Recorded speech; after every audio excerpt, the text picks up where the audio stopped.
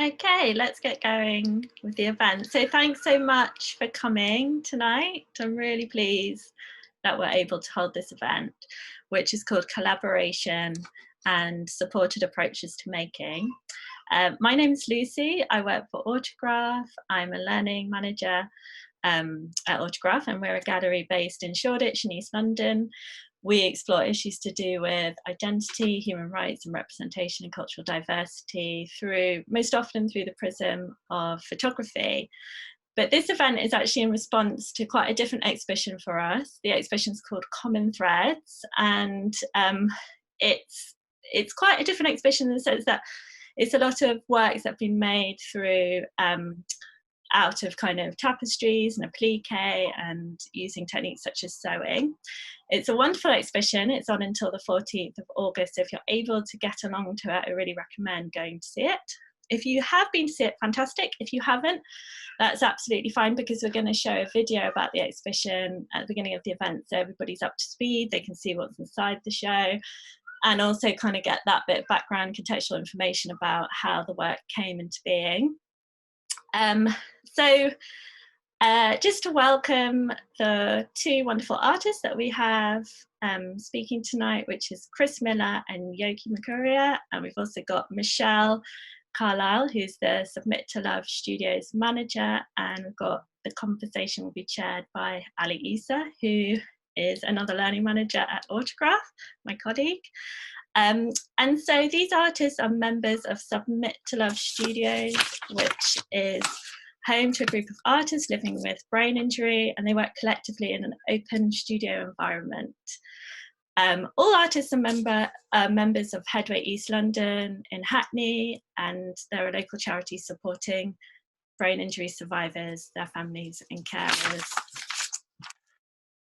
So what's going to happen tonight is we're going to be running the event for about an hour to an hour and a half. We're going to start with this video that I just mentioned, and then we're going to go into the in-conversation, which will be chaired by Ali. If you have any questions, you're more than welcome to put them into the chat, and I'll be compiling those for Ali, and he can make his way through them and try his best to answer those questions for you.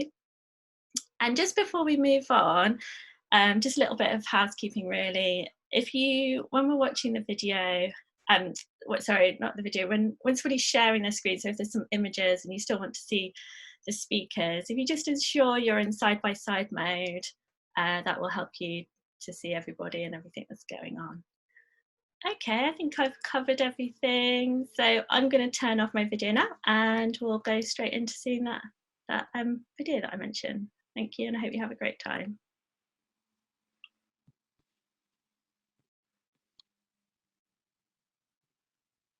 We always knew from the start that anybody who wanted to be involved in this project could be, and could be supported to do so, despite any physical issues or impairments, or just feeling a bit scared about trying something new.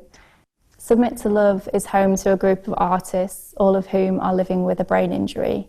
It's the art studio of Headway East London. Headway East London has been going for over 20 years, and some of the artists have been there from the very beginning. Around 50 artists use the studio on a weekly basis. Most of the artists are self-taught and are coming to art post-injury. Common Threads is an embroidery exhibition featuring over 30 embroideries, including individual works and collaborative pieces. It also features a video made by our artist-in-residence, Posey Dixon, and photographs taken by Leon Foggett of our artists. It began when Ali from the Autograph brought in an exhibition in a box, and it was lots of photographs from an exhibition at the Autograph called the Black Chronicles. Everyone picked out their favourites, and it was quite instinctive. People chose subjects and portraits that they connected with in some way. The photographs were of people of African, Caribbean and South Asian descent in the Victorian era and early 20th century Britain. Some of our artists have physical impairments and difficulties, which mean they have limited use of their hands or can only use one hand. So we found curved needles, which were quite a revelation, and that allowed artists to sew just using one hand, and it meant that they didn't have to keep turning the frame or the fabric over, going front to back. You only get on sewn in one arm because I can't get it to all the, I cannot use the straight needle to push up and go over. I have to use the curved needle to take it and catch the edges from the spaces. Stay up late doing it to just get over and finish off with one project. Sometimes I've been going all 1 o'clock in the night, keep working. Yeah. My name is Trevor Small. I'm a member of Headway as an artist. Keep enjoying my work doing embroidery since I have my brain injury. I used to be a mechanic before, but I find it that difficult. I cannot go back and do that work. I have to keep going on with. Since I'm come to Headway, I never used to do art before. I learned all my skill of art come embroidery there.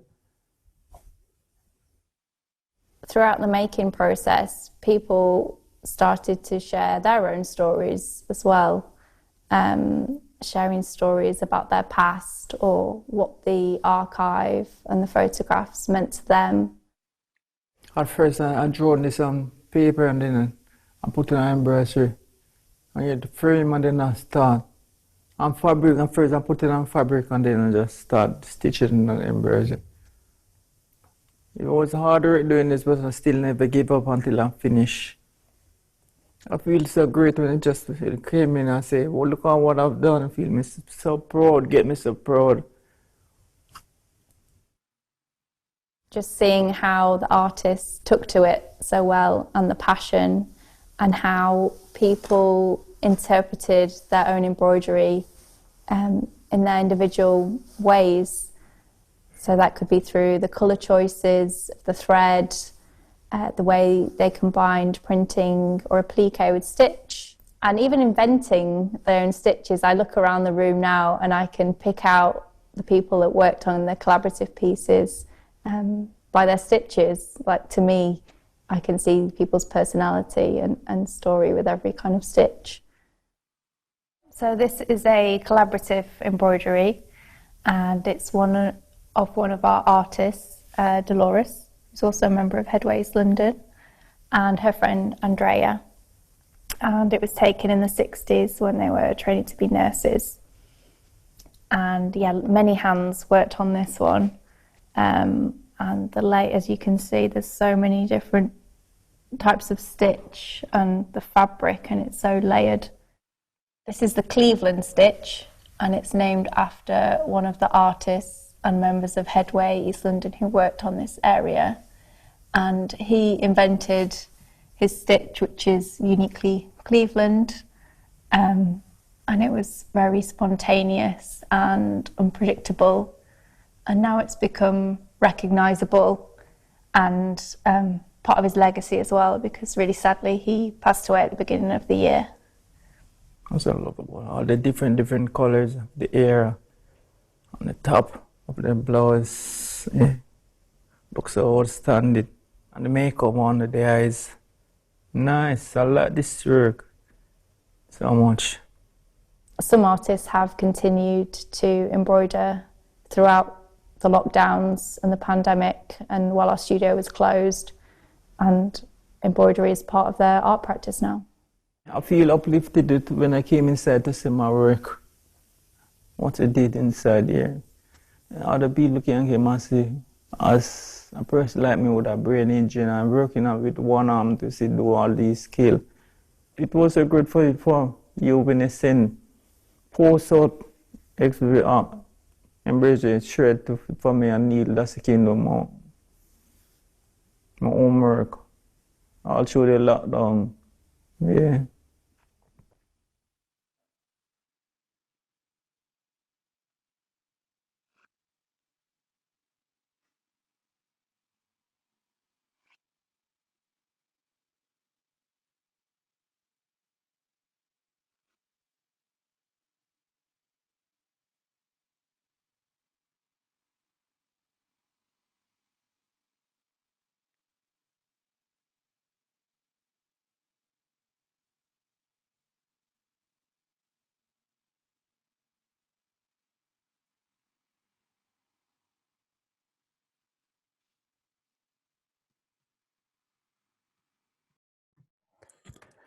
Okay, thanks for Lucy and Livy for sharing that video. So we're going to go into a conversation now, which I'm really looking forward to, because as was kind of mentioned in the video, this exhibition has been delayed for like over a year. So we were originally about to open this show a week before the first lockdown, and we'd been building towards this project, and all the members and artists and Michelle and all the team at Headway Submit to Love have been working so hard. So it was such a kind of big moment that we were going to unveil, and then of course the pandemic hit, and we all know the rest of the story over the last year, and it's been such a kind of tough time. So I'm just really happy that we can finally have this exhibition up, and people are coming and seeing it and giving such a great response, and we can have this conversation. So before we get kind of into sort of more of the content, we're going to talk a little bit about how our collaboration started between ourselves at Autograph and Submit to Love. We've been friends now for probably 3 years, maybe even slightly longer. And we're going to talk a little bit about some of the works in the show that Chris and Yogi produced, but also that were made collaboratively in the studio. And then we're going to kind of unpack that a little bit in terms of some of the important kind of themes around identity, collaborative practice, making together, what it means to be an artist, and kind of how this exhibition, what really underlies this exhibition. But before we get completely into that, I thought we should actually just introduce ourselves a little bit, so everyone in the audience knows who is on the panel. I can start really briefly. My name's Ali Issa. I'm one of the learning and participation managers at Autograph. I'm also an artist, and I've been at Autograph about 5 years or so now, and I develop all the workshops and learning programs there. Chris, do you want to go next? Do you want to tell us a bit about yourself? I had a stroke that affected my right hand side, and I'm right-handed as well, so that affected my control with my right hand. About 8 years ago, I first went to Headway, and I went to the art studio there, and Michelle said you could come in here and do art at any time. But I said, I don't do art. At secondary school, they told me I was crap at art, so I don't do it anymore. But she's very persuasive, and I've been doing it ever since. Great, thanks, Chris. Anything there, Chris? Yogi, do you want to tell us a bit about yourself? I'm Yogi. I suffered my injury about 12 years ago. I've been involved with Headways London for 6 years, give and take. What more can I say about myself? Yeah, I'm Yogi. Great, thanks, Yogi. And Michelle? Thanks, Yogi. I'm sure we're going to hear quite a bit from you across the evening, which is perfect.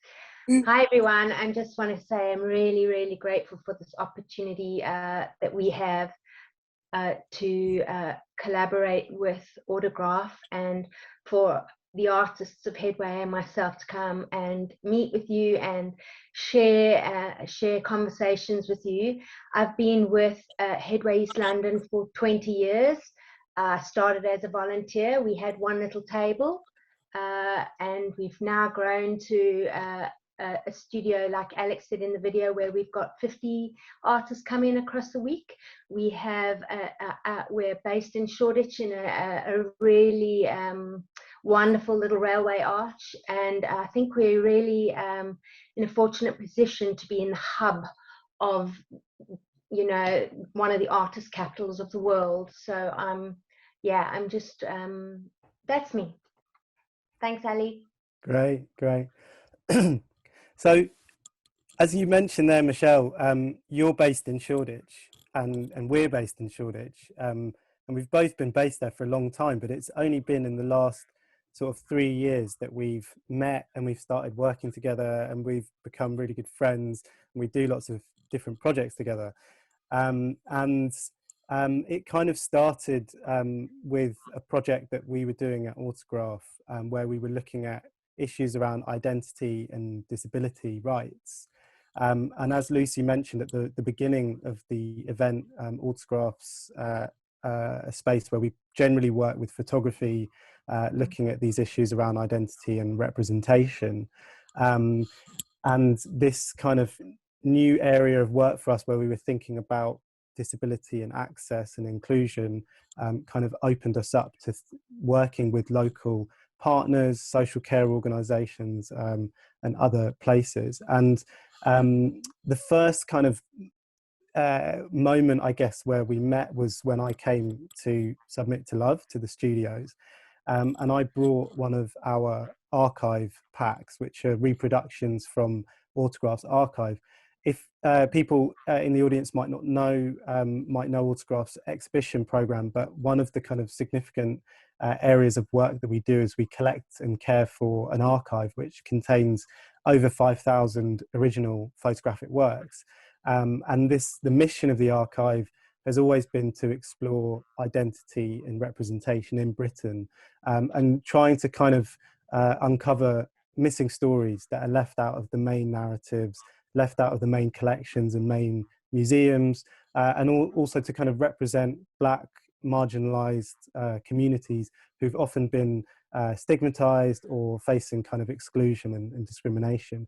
So it's an incredible archive of work that kind of has lots of mainly portraiture that goes back as early as the kind of Victorian period, so the kind of mid-19th century, all the way through up until the present.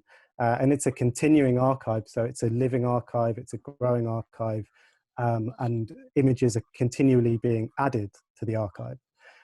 So it's an ongoing conversation, if you like, in the words of Stuart Hall, a conversation between the past and the present. I brought a pack of these archive images to Headway, and it was this brilliant moment of kind of recognition and kind of a shared goal or shared mission, because I noticed as soon as I went into the studio, which is an incredibly kind of packed, busy space, that at Headway, at Submit to Love, you're also very interested in portraiture, very interested in identity, and very interested in working through those issues around representation, particularly looking at, you know, obviously people's stories, thinking about brain injury, but also thinking about all kinds of other things like, you know, migration and place and talent and what it means to be an artist. So it kind of formed this brilliant starting point for us to begin this collaboration together, which has now been going on for a few years and has culminated at this point, and I'm sure it will go into the future, but at this point in Common Threads, which is this fantastic show that you would have seen the video for.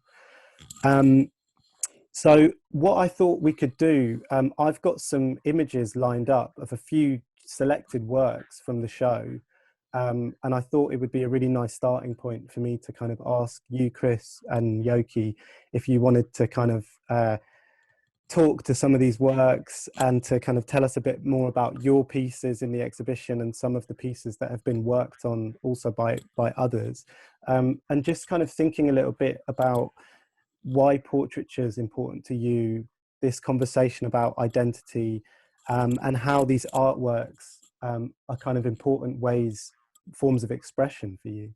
So if you just give me a second, I'm going to share my screen. Give me 1 second. Can you guys see that? Yeah? Yes, thanks. Excellent. Yeah. So this was a piece, Chris, that you mentioned as an important one to maybe start off with.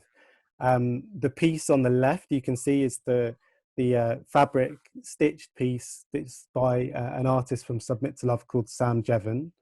And on the right, I've got the archive image, which is a piece by Yinka Shonibare called Ethnic, which was produced in 1996. So the original piece is Yinka Shonibare is also, he's a very famous artist now, but he's also a neighbour of Submit to Love and Autograph. He's got a project space there called Guest Projects in Hackney, right next to you. And this is a really iconic photographic commission that he made, where he's kind of performing this role of a kind of gentleman from the kind of 18th or 19th century, and he's placing himself as a kind of black man who's also has a disability into the frame, and kind of, I don't know, sort of provoking all these questions really around power and hierarchy and empire and colonialism in Britain. But Chris, you were talking to Sam about this work this afternoon, weren't you? Yeah, a little bit. With Yinka, he did the ship in the bottle on the 4th of the Trafalgar Square. That's probably his most famous thing, which is now at Greenwich. But it's all connected with racism and how different people came from different places throughout the world. Yeah, and that was really important for you in your piece, wasn't it? Yeah. Shall we move? We can move on and just have a look at your piece, because this is your work on the left from the exhibition. Do you want to tell us a little bit more about this work? About 30, must have been nearly 30 years ago now. I was a community worker on white working class estate, and black families that the council moved onto the estate.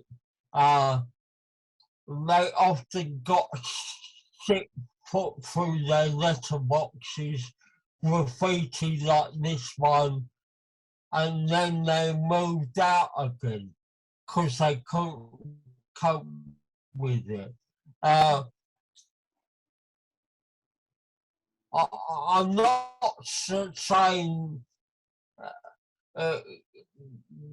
this was a fantastic thing, but it's a normal thing. What me and several other people did was organise a march in favour of the people that undergone that racism. But now that estate is totally multiracial. And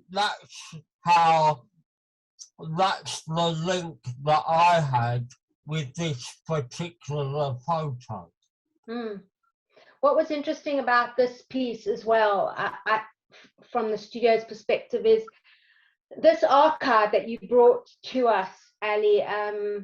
I mean, people were really connecting their own personal stories with the stories within these books and this chronicles that you brought us. And this piece that you selected, Chris, really,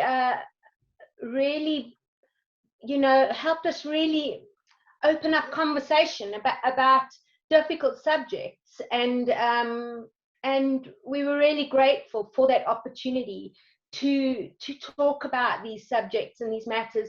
And Ali, we really appreciated that you came into the studio and met with our artists and talked about the artwork that they were referencing from the archive. It was really valuable to have the artist's perspective from your knowledge, Ali. So yeah, it was really opening up conversation, these artworks.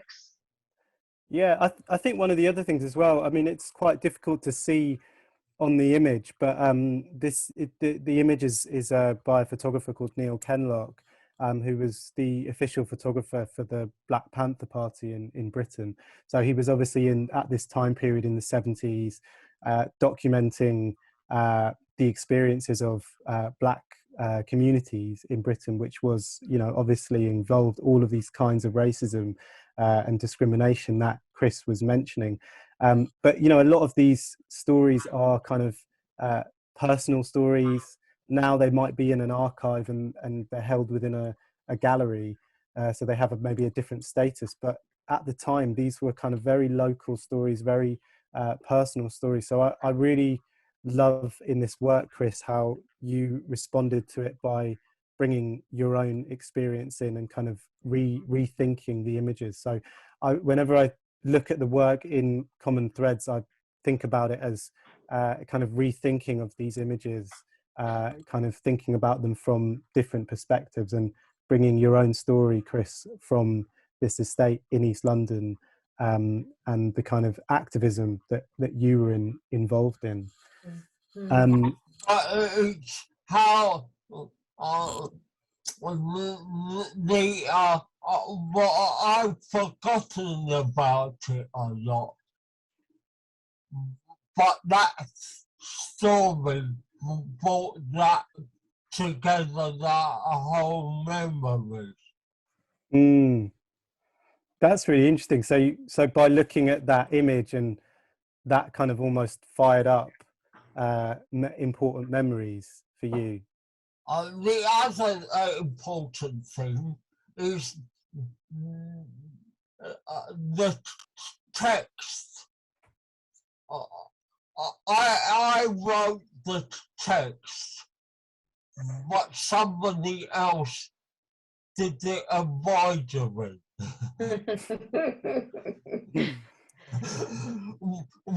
It's a bit like Michelangelo's ceiling on Michelangelo didn't do it all. He got somebody to help him. Okay, so you're Michelangelo and the person who made it is your assistant. Is that what you're trying to tell us, Chris? Yeah. Yeah, I mean, we're going to, I think there's a lot more to sort of talk about with that in terms of the collective, the relationship between, you know, individual artists and collectives. But we can maybe unpack that a little bit more kind of as we move through the conversation. But maybe we could move on to Yogi's piece, because this piece just kind of fills me with joy every time I see it. It's so colourful. It's positioned kind of in the space on the kind of left-hand wall, and there's just something really mesmerising about it. And Yogi, you were kind of telling me particularly about how the colours was important for you in expressing yourself through this work. Yeah. Well, as a brain injury survivor, we don't get much attention, or maybe attention is the wrong word, but people look at us as we're disgusting. So colors seem to be joyful, and it kind of brightens your day, and it's to show people that we're not disgusting.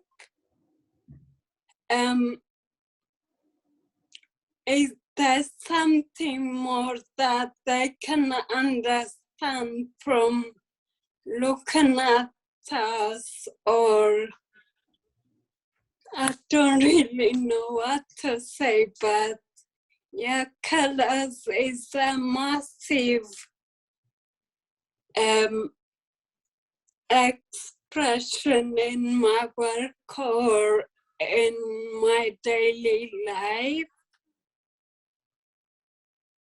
Yeah, and I remember you saying when we were talking about the work before, how it allows you to kind of see, making this artwork, making these portraits in your work allows people to see below the surface, or kind of below the kind of first impression that they might have seeing you.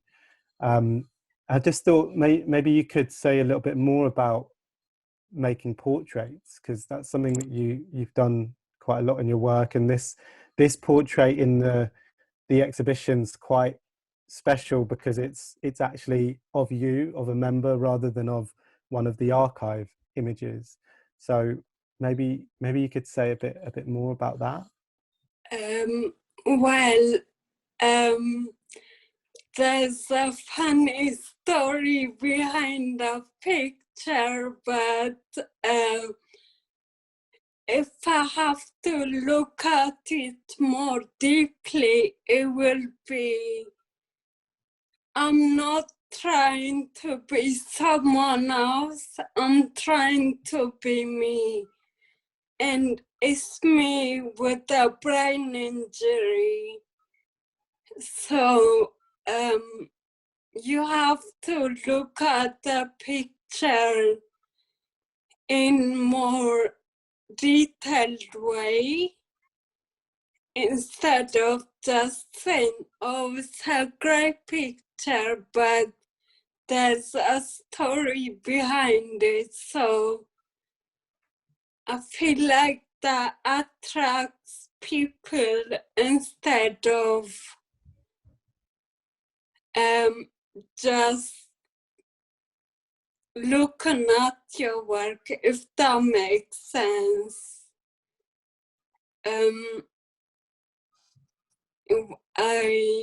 There's a lot of way I can describe this picture, but I'll keep it on.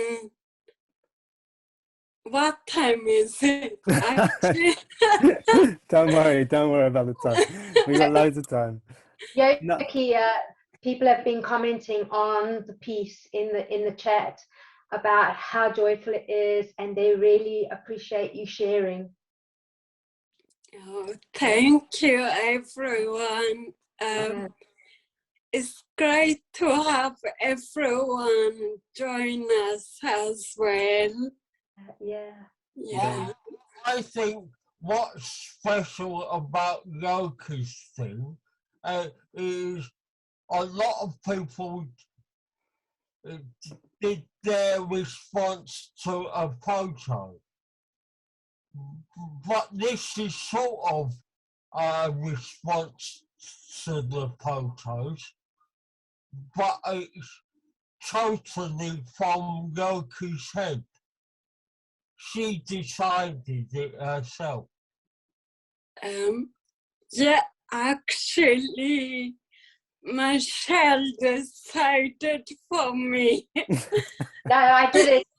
You know what it was, Yogi? On that day, as you can see, it was a grim winter's day, and you arrived looking uber fabulous. And I was like, this has to be part of the exhibition because, you know, it is all about identity and portraits and people sharing their stories, and your story is as important as anybody that's in the archive of the gallery. Your artwork is as important as any of the other artists that have been featured on the main show at that gallery, and you committed to this piece, and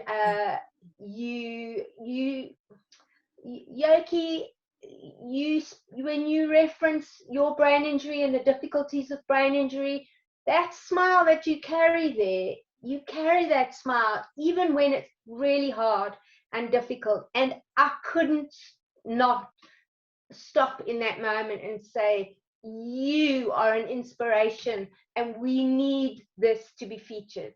Anyway, I'll stop waffling, Yogi. Thank you. Everything's Yeah, made me quite emotional. Yeah, watching Trevor in that initial film, talking about the impact that artwork has in his life and the value that sewing has made in his life over the last, I was like, oh, anyway, Ali, over to you. No, maybe that's a good sort of time to move on to exactly that kind of question about the making. Because as Lucy mentioned at the beginning of the event, that we normally work with photography, and I love photography. It has an incredible kind of power and an agency, but there is something very different about walking into a space and seeing works where every stitch you can feel the hand, and seeing that video with Trevor and talking about these curved needles. You know, you really feel the process of making, and that wasn't just about singular artists making behind their table. It was about a collective, collaborative approach where everyone was supporting each other to produce these works. And maybe as the backdrop to this, talking about this, we could show this image, because this piece on the left you can see was made as a collaboration, so lots of people were involved in producing this work, which has such an incredible likeness to the photograph. It's amazing, but it goes well beyond it because of that kind of handmade beautiful quality of the stitching and the fabric. So maybe Michelle, maybe you can actually tell us a little bit about this collaborative process in the studio, and about how people work together and collaborate and support each other.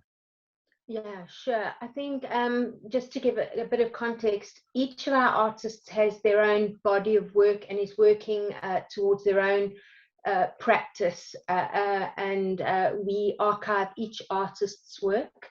But there are some artists that may only wish to come into the studio once a week for 20 minutes. And that's all that they can offer, or that's all they can focus on. So it is always wonderful to have a group project, something where someone can really just feel like they're contributing, but just jump in for 10 minutes, even if it's just that little corner, you know. And there's something about having a piece like this where you're contributing, but you're feeling like you're a part of something really great. We do quite a lot of collaborative work, and yeah, this, I would say you've had at least 30 people working on this piece, selecting the piece, sourcing the materials, you know, sketching the initial piece, and then yeah, just stitching away, sitting at a table, working side by side, because this is a large piece. It's what, 1 meter by 1.5 meters, I think it is. So it's large. Before lockdown, you had 3-4 people working around one piece, sharing their stories, connecting with this time that they, you know, that they may have been sitting on that little yellow MG, I think it was. You know, it's just an opportunity for people to really come together and talk, and it's very mindful, and people are, you know, they're letting go of their woes, and they're just being together. I don't know. I think the collaborative works just give people a space to jump in, not feel that pressure, oh, I've got to create something from a white piece of paper and it's got to be an amazing artwork. It's just like adding their piece and exploring a new way of making a mark or adding color. There's something really magical about using material that is already an artwork. It's why we do so much mosaics in the studio, because ceramics, broken ceramics, are already artwork. We're recycling, and we really enjoyed working with these fabrics that were donated to us by local designers in the Shoreditch area. We really, you know, it's like recycling and just expanding on. And I don't know, what do you think, Chris, about the collaborative nature of the work that we do and the impact it has? I would say a lot of people like sewing, but I didn't at all. And you can tell that in my artwork, because I like connecting and the story, but I didn't like the sewing at all. Partly because I'm affected in my right hand, and even the curved needle I find difficult. But without the group of people doing their individual artwork, I don't think I would have done mine at all. And yeah, Chris, I remember, you know, when we were talking, you were saying that, you know, maybe you didn't love stitching that much, but a lot of people. It's greater than that. I hate stitching. Sorry, you hate stitching. Everyone, Chris hates stitching. Let's get that straight. Chris hates. But it did not stop you from taking part in this, Chris. No. But what I was going to say is that, Chris, I remember you saying to me that a lot of other people found that they really liked stitching, and that was a new thing because you hadn't been using this process in the studio. So some people still carried it on and still do it a lot. They do. We have a volunteer called Claudine, who's skilled master at embroidery, and she joined us and started a collaborative piece with a group of our artists, and taught us so much about different stitches and different ways to apply fabric. I mean, we put this body of work together in 6 months before lockdown. So it's incredible how much we achieved as a team, but we got so much technical advice from one of our volunteers, and I'm, you know, it's yeah, everyone pulled together to make this body of work. But Chris, I think for you, it wasn't so much about the medium. It was more about you wanted to be a part of it, and you wanted to convey something through the medium that we were using at the time. Is that not right? Exactly.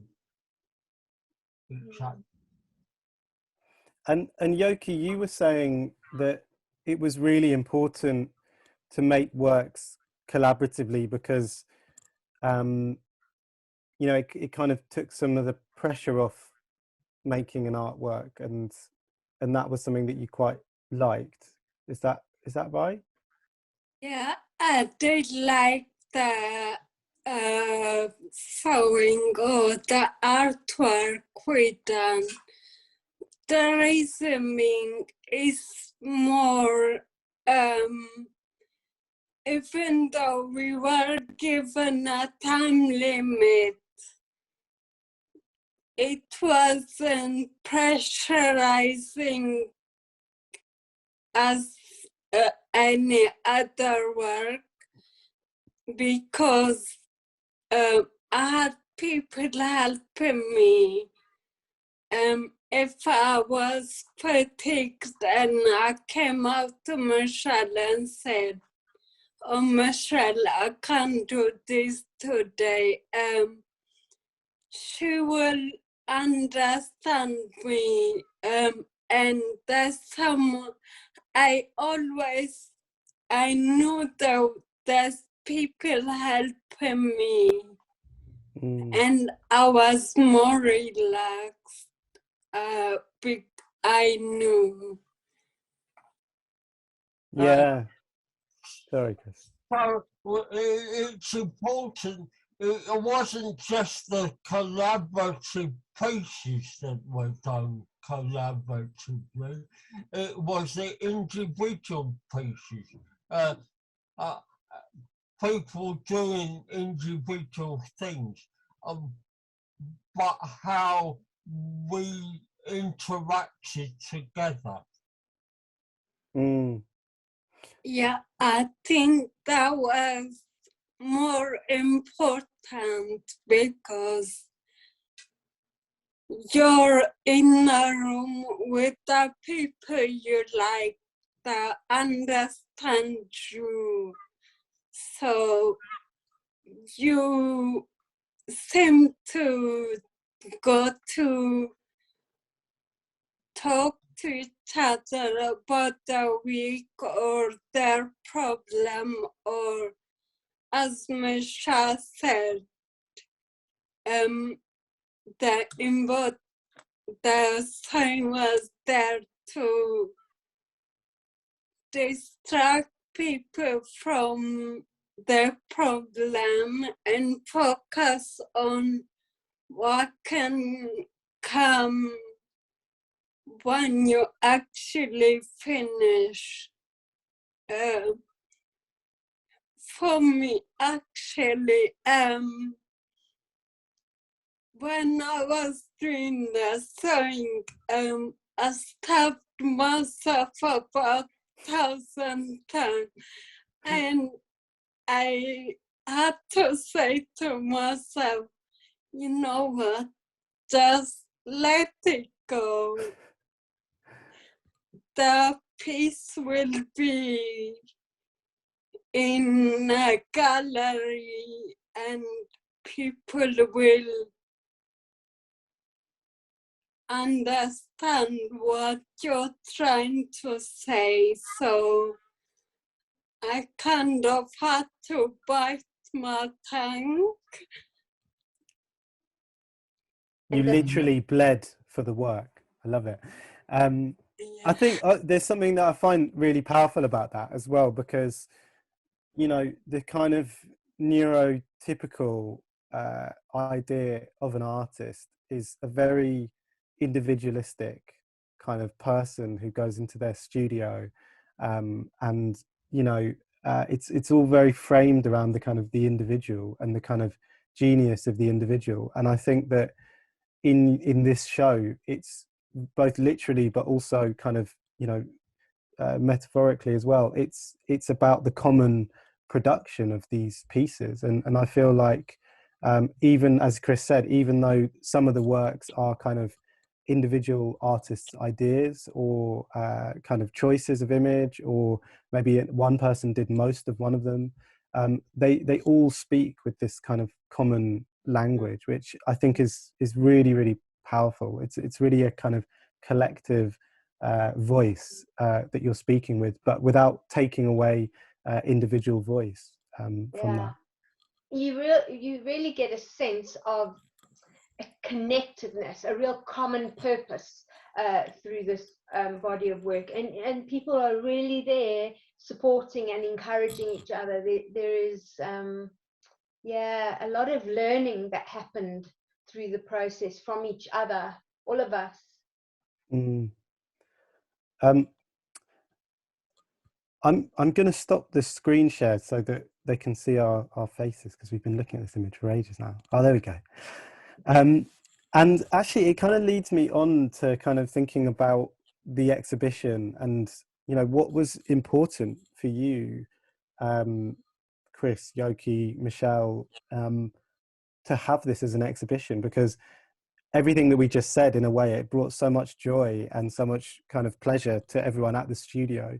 And I could kind of imagine that this would have been a valuable project, even if it had just stayed in the studio. But obviously we we made the kind of effort and arrangements for this to be in a gallery space, to be up on the wall, to have visitors. So I'm just wondering, you know, what was important about it as an exhibition for you? Chris, do you want to speak first to that, or Yogi? Don't mind. Okay, I'll go first. Well, personally, knowing that my work will be in an exhibition, it was, I'd say, exciting, and the second part would be I get to speak to different people within my work. So people get to see my work like different people day in, day out. So I guess knowing that I'm speaking to different people is more exciting, and hopefully people will like my work. And yeah, I think you mentioned, Yogi, before that that you said like it's a way for you to express yourself to the world, and I thought that was a really brilliant kind of way of saying it, because you also do spoken word, poetry, so performing and kind of showing and telling your story to the world is important for you. Yeah, it's very important because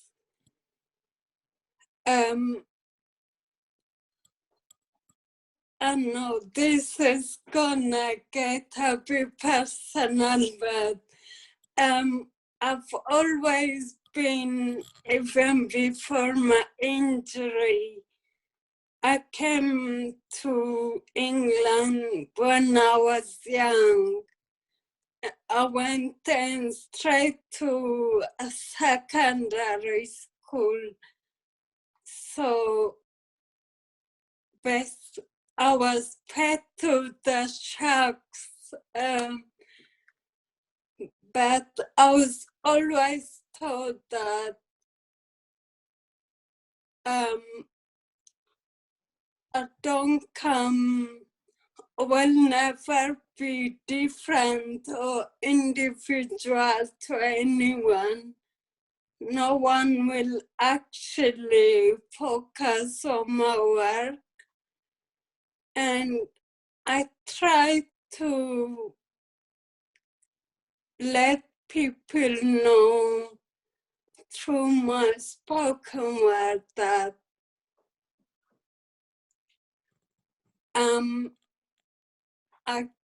I tried, sorry. Yes, sorry about that.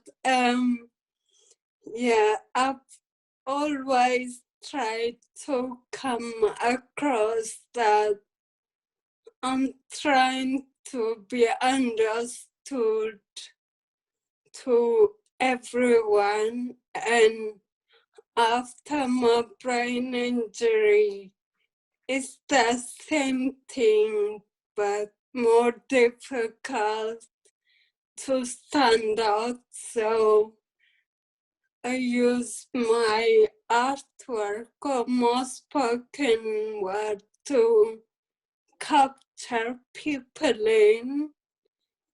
So yeah. Yeah, thanks for sharing that, Yogi. Chris, what about you? I think what Yogi just said about expression is very important as well. Because you're right, and we tend to think about neurotypical neurological as individual person,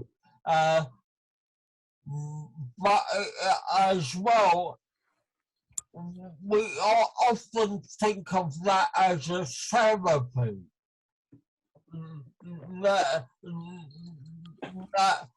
it is a therapy in some ways, but it's sort of patting you on the head to say, there, even if you're disabled, you can sort of do and that's a benefit to you, which is sort of true, but it's more than that.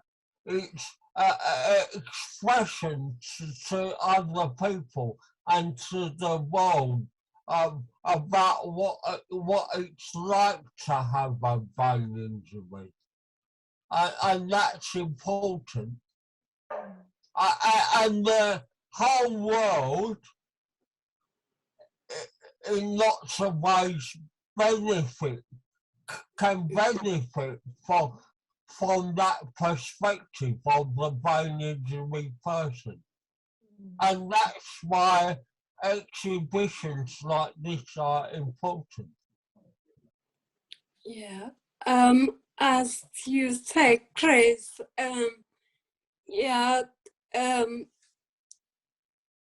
disabled people or anyone with brain injury, people seem to put us in a category, and that category is that we're not able to do anything. So by doing this art or any spoken word or anything, we're trying to tell people, look, that's not brain injury, that's not disability, this is what we can do. Yeah. And this is not just a benefit to us, it can be a benefit to you as well. Yeah, of course it has a benefit. You get to doing this teaching. I've always said to Misha that I can't do this, but when I actually started doing the work, I learned that I can control. I have a condition called ataxia, so that comes with brain injury. Your muscles just shake involuntary. So doing this, I've learned how I can control my ataxia.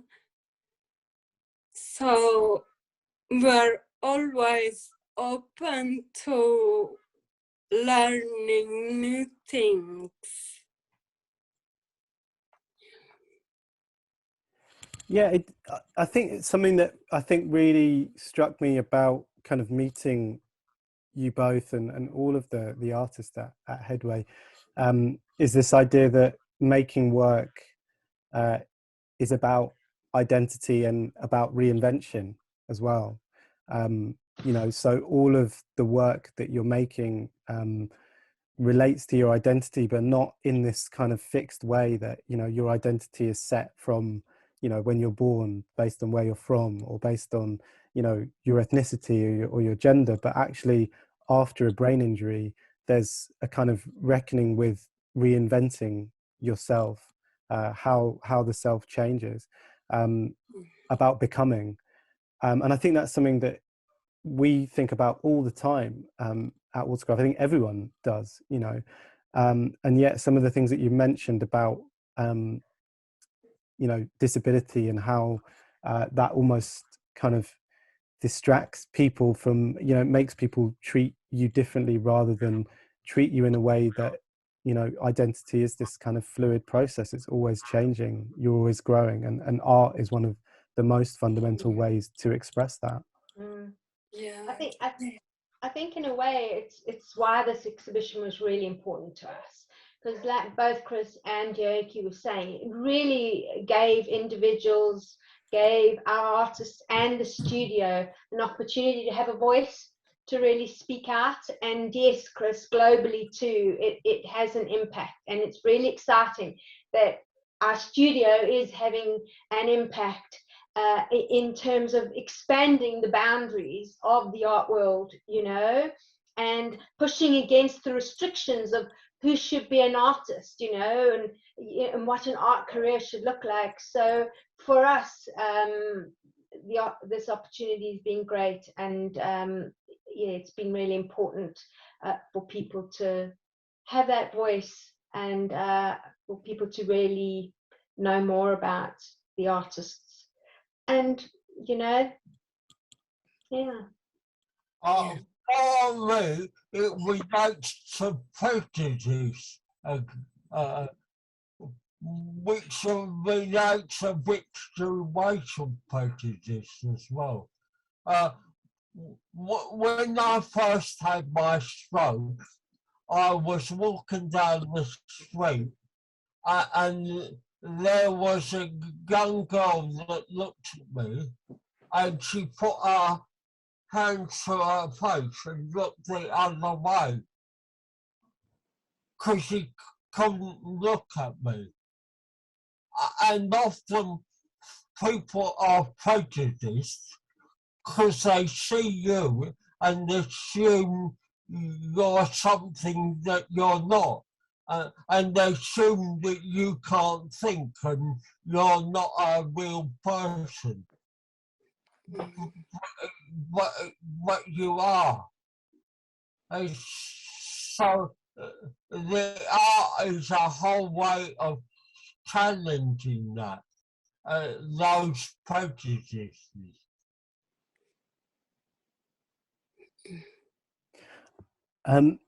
We could carry on, but I'm just aware that there's just over 20 minutes left, and it would be really nice for anyone who's involved in the event, who's watching, if you had any questions or comments that you wanted to make, particularly any questions for Yogi, Chris and Michelle whilst we've got them here.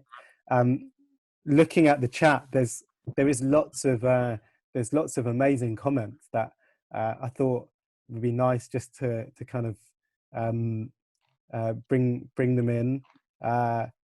Teresa's saying, greetings from Vestal, New York. Someone's here from New York. That's awesome. Wow. I'm so glad to learn about your group, beautiful art and talented artists. Ali from the Midlands, brilliant work. Love the creativity and artistic skill, and hearing from the artists would make fab prints to buy too. So there we go, Michelle. Prints, make a bit of money for the studio. Leisha from London, very lucky to see the exhibition in the flesh. And this Chris Miller piece was one of my favorite works in the show. Absolutely amazing show, and feel lucky to hear this conversation. Joyful, beautiful work, stunning portrait, beautiful work with a beautiful message. Love the direct gaze to the viewer. How amazing how the energy in the photo is so well replicated in your self-portrait. I think that's about yours, Yogi. And again, someone talking about Leisha's got a question, actually. This is a good question. She says, this is to Chris and Yogi, Chris or Yogi. Are there any artists or creative individuals who inspire you? I'll give that one to Chris. Okay. I will talk about two women artists. One is Paula Rego.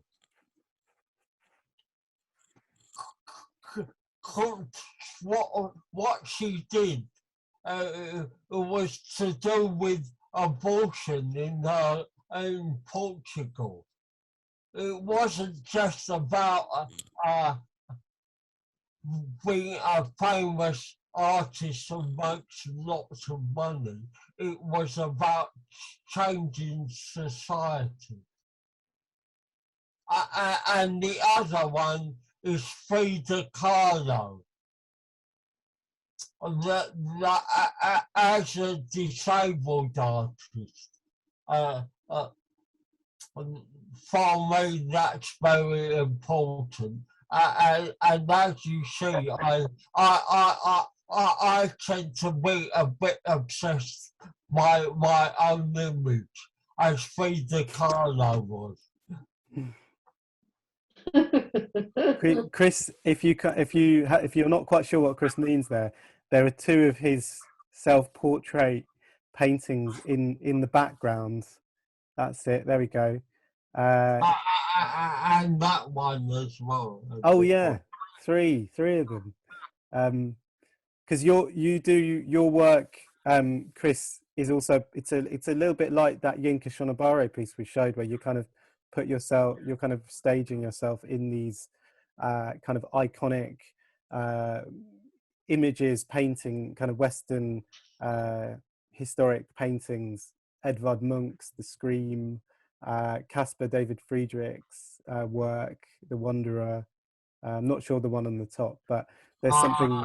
Botticelli's Venus. Botticelli's Venus, okay. But I'm not saying I'm Venus, but I'm saying you need to question the whole thing of beauty. Mm.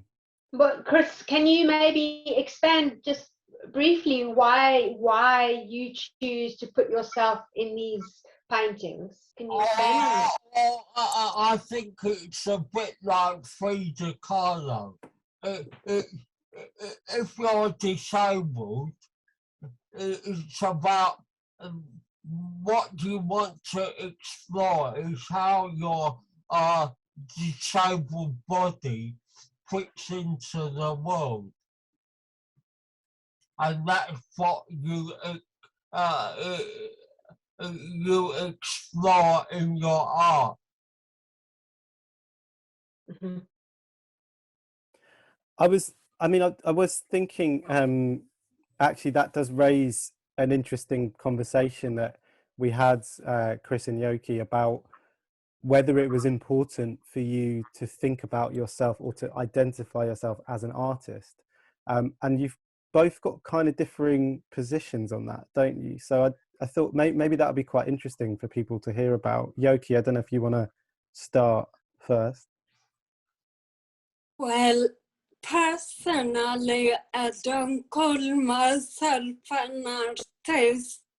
The reason is I can draw to save my life, but I've learned to do little bits, but mainly artwork is more important to me in a way of expressing yourself to anyone. So I don't do any artwork to get any attention, but it's mainly to let people know what's that word you said yesterday, or Monday, I mean, Ali. I'm not sure if you remember I've lost the word. I've lost it as well. I can't remember. I'm not sure. I would say, Yogi, that being able to draw is nothing to do with being an artist. Oh. And it's more to do with what you're saying in the second thing. How can you express yourself? Yeah, when we call someone an artist is when they actually live through the artwork. But what I'm trying to say is I'm not an artist, but I like art, and the arts I like is more what speaks to me rather than, wow, it looks nice. Do you get where I'm coming from? You know, I understand where you're coming from entirely, Yogi, and I think it's like, you know, so many of the members at Headway have lost so much, and lost a lot of people speak about the loss of identity. Yeah. They really do. And I suppose from my perspective, when people come in, whether they come in for 5 minutes or they come in for 5 hours each week, I suppose it became a part of it doesn't matter whether you come in and you choose spoken word as your creative practice, or if you choose to take photographs. It just felt like people often lose their careers, they lose their family, they lose identity. And it felt like within the studio, when we started identifying, even if you don't necessarily identify as an artist, when we start identifying amongst ourselves as a group of artists, people started to feel that sense of reconnecting with an identity. You know, people talk about the fact that they can't do, you know, their business analyst work that they used to do anymore, and they can't. But now you're an artist, and even if that's only in a small capacity, it's been really important for so many people to just have a sense of, well, now I'm learning this new practice, and you know. As well, with brain injury, we lose our identity. When I first had my brain injury, I thought, oh my God, what am I gonna do? I can't do this, I can't do that. I can't be a normal person anymore. But through I had to learn and myself again, and to do that I have to try new things. So I remember, hold on, I used to like doing this. So doing a task, I understand what you say, Michelle, because you find your identity. I remember when we done some artwork in those boxes. I said to you, I can't draw, but I was so scared to know what if I mess up, what if I do this, but doing it made me learn about what my difficulties are. So there's so many things I can say, but yes, mainly at work you learn to know your difficulties or your happiness, or you can just go in for natter, whatever the case may be, but yeah. I would agree. But in a way, brain injury is a loss. And if we go through a serious brain injury, you lose lots of things. And in a way, you need to go the identity of yourself that you put together in childhood doesn't apply anymore. Yeah. And you need to go back to your childhood and reconstruct it slowly. And you, at the start, you can't quite work out what you can do and what you can't do. But that gradually comes to your realization. But it takes a long time, at least 2 years in my opinion, to come to that realization. And you have to build a new identity. If we try and recapture the old identity, that doesn't work anymore, and can lead to other problems. What you need to do is develop a new identity, perhaps more limited, perhaps more exciting things. But you need to build a new identity. Yeah, I agree with you, Chris, but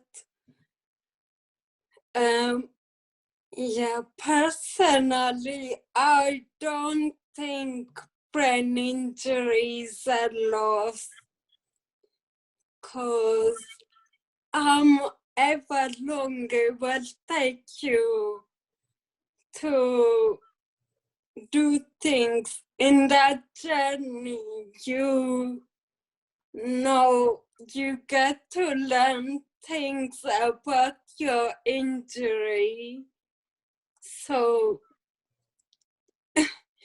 to be honest, I feel like brain injury is more like a rather than a loss. More a what? Say that again. Again. Okay. You're not I've heard a few people say that, Yogi. Yeah, because you learn to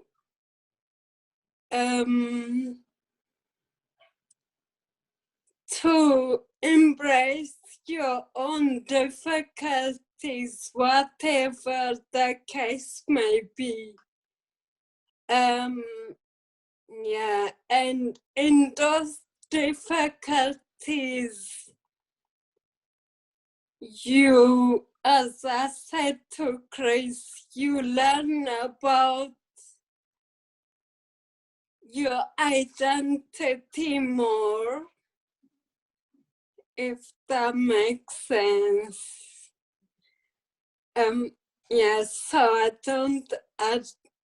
definitely disagree about brain injury is a loss. Thank you for sharing that, Chris and Yogi. I would agree with you, Yogi, but you can't deny having the brain injury means you lose some things. It might lead you to gain some things as well, but it definitely leads, in my opinion, leads you to lose something. That's why it's called injury. I think that there's a real kind of connection that I see with both of those positions, actually, with a lot of the conversations that I have with particularly with a lot of young people, but also with adults, with all the different kind of people that we work with in the community, when they're discovering things about their heritage, for example, or discovering things about their history related to race and ethnicity, for example. This journey of rediscovery that leaves you in a place that actually requires a reinvention of some kind, and I think it's with the with the situations that you've experienced, Chris and Yogi, brain injury that can, as I understand, can be caused through quite immediate things like an accident. It's a very kind of like powerful form of moment of transformation, but actually there's something that lots of people can connect to about having to go through journeys to rethink their identity or rediscover some element about themselves. And that's one of the things I find so sort of special about the exhibition and the work, is it takes your own, you've been so generous of sharing your experiences through the work, but it actually can act as a kind of catalyst for others to kind of take that away and maybe kind of go on their own journeys, which I think is the wonderful thing that art and culture and exhibitions can do. Michelle, I don't know if you wanted to tell us in the last couple of minutes that we've got left, or whatever, just quickly, what else, is there something new that's happening at the studio? I know that you've probably just gone through this massive period of having to go completely remote and do all of the art workshops kind of through Zoom, and then you've come back and the centre's opened and you produced this exhibition. But I don't know if there was anything that you wanted to share with the audience about what's kind of happening next. To be honest with you, all of this has been an amazing, has been such an adjustment process. And now we're back into the studio, full capacity, which is after splitting us into bubbles, we're literally just getting back into the rhythm of making. We're just dedicating the next few months to just making without any pressure of anything. We've been so fortunate to have a ceramicist, an exceptionally skilled ceramicist, join our team, so we're learning new techniques. We're just looking to develop our skill set and trust in the organic process of it being seen, so right now nothing specific other than just get back in and connect and continue on with the sewing and the making. Something will happen, I know. Next week they'll come and say, let's do this. There's always something interesting that will happen. We're kind of coming right up to the end now, so I think we should try and close it. But that was just a really fantastic conversation. I just want to say a really big thanks to Chris and to Yogi and Michelle. This is the weird part of an online event where everyone can't clap. So I'm just going to clap. Some people, Livy Murdoch says clapping. Thank you, everyone. Everyone's clapping too. That's good. Everyone can clap from the comfort of their own homes. Thank you, Ben. Yeah, thanks so much for kind of joining us and giving us all of that amazing kind of insight into your process and into your stories. As I said before, it's just really generous and I think really inspiring for everyone who's listening. Just for anyone in the audience who's watching, there is about a week, just over a week, that you can still get to Autograph to see the show. I really, really recommend it. It's really beautiful to see in real life. Please do go down and see it and have a look. There's also, if you were kind of interested in this conversation, we're actually having another conversation at the same time next week, next Thursday, with a number of people, different practitioners from Project Artworks, who are the organisation that work also with artists with complex needs. And the exhibition downstairs at Autograph by Sharif Persaud was produced kind of by them, supporting him. And that's going to be a conversation around the idea of collectives, what it means to kind of make art as a collective and collectively. So it's really building on this conversation actually that we're having today, but with some really interesting speakers. So you can go to Autograph's website and you can find out about booking tickets for that event. It will also be online. And just the very last thing before we all sort of wave goodbye is I think that there's a kind of feedback form that gets sent to everyone automatically, I think by email. And we just would really, really appreciate your feedback about this event, what you enjoyed, what you thought was interesting, or any changes that we could make to improve what we're doing.